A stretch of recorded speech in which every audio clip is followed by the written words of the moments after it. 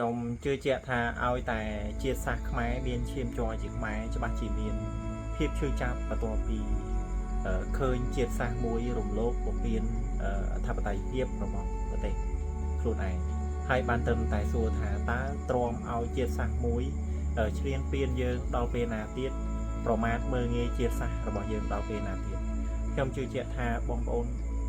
ជាច្រើនឈឺចាប់រាប់សែនដងគ្មានអ្វីប្រៀបទៅបានខ្ញុំក៏មានការជឿចាប់ដូចគ្នាដែរបងប្អូន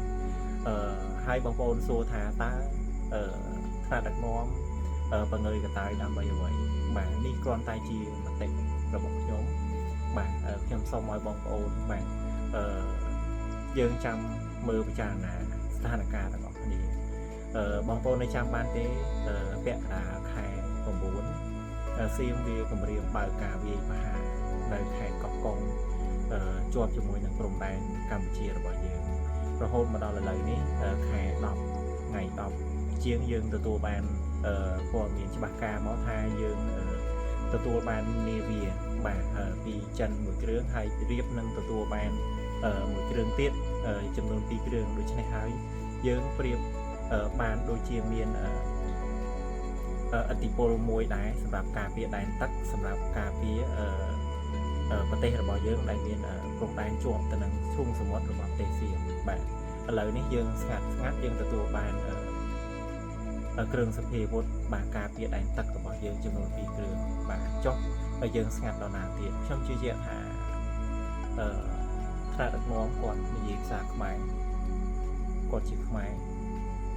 គាត់មិនបង្ើយកតាយឲ្យប្រជាជនយើងរងលំបាកវេទនាយូរតទៅទៀតទេខ្ញុំជឿជាក់អញ្ចឹងហើយសង្ឃឹមថាការលះបង់ការចងចាំការឈឺចាប់មួយនេះបាទការចងចាំនឹងមិនអត់ប្រយោជន៍នឹងតបស្នងមក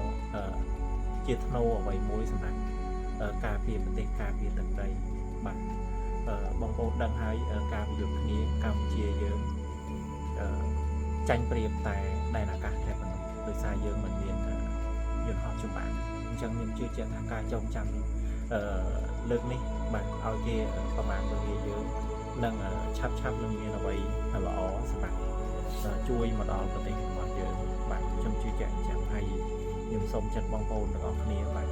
គណៈពេលនេះយើងមិនអាចស្ដីបន្ទោសមកខាងណាបានឡើយយើងមានតែ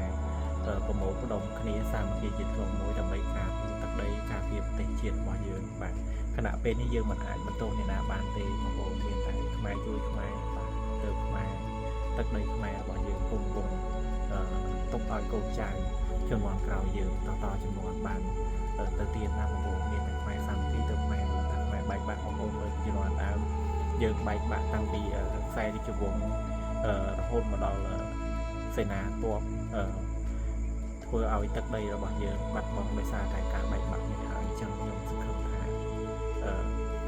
ការឈឺចាប់ការប្រមាថមើលងាយរបស់ប្រជាពលរដ្ឋខ្មែរនឹងបានផលតបស្នងមកវិញនៅក្នុងពេលដ៏ខ្លីឆាប់ខាងមុខនេះបាទខ្មែរសាមគ្គីគ្នាណាបងប្អូន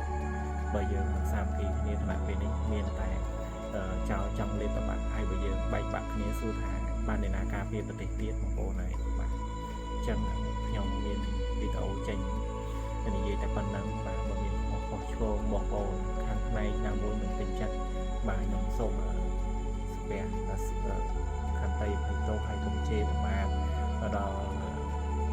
ទៅពូដល់ទៅម្ដាយខ្ញុំអីបងប្អូនបាទយើងខ្មែរដូចគ្នាមានអ្វីយើងនិយាយភាសាខ្មែរដែរស្ដាប់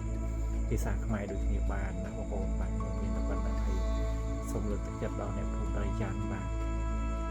តស៊ូទៅមុខទៀតណាបាទមានអ្វីយើងជួយគ្នាបាទបណ្ដេញចោលចេញពីទឹកដីរបស់យើងបាទខ្ញុំនឹងឈឺចាប់ប៉ុន្តែមិនអាចប្រៀបផ្ទឹមជាមួយនឹងបងប្អូនដែលគាត់ប្រឈមមុខនៅ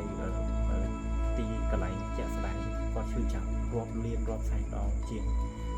យើងដែរនៅឆ្ងាយអញ្ចឹងមានតែកម្លាំងចិត្តហើយសូមជួយបងប្អូនបាទប្រុងប្រយ័ត្នគ្រប់ពេលវេលាជាមួយនឹងចៅសៀមវាមានអ្វីទៀតដើម្បីចង់ធ្វើបាបចង់បណ្ដេញប្រជាពលរដ្ឋយើងអញ្ចឹងសូមបងប្អូនមានការប្រុងប្រយ័ត្ន